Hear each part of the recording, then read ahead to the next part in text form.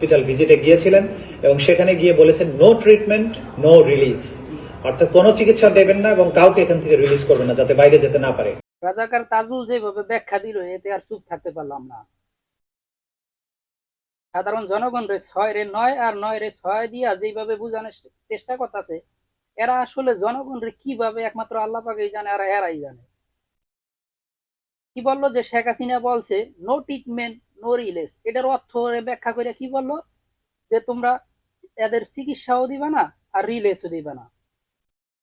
এটার অর্থ কি এইটাই দাঁড়ায় নাকি এটার অর্থ এইটা দাঁড়ায় যে নো ট্রিটমেন্ট নো রিলিজ, অর্থাৎ চিকিৎসা আনিবে না, তোমার রিলিজ নাই, আগে চিকিৎসা পরে রিলিজ।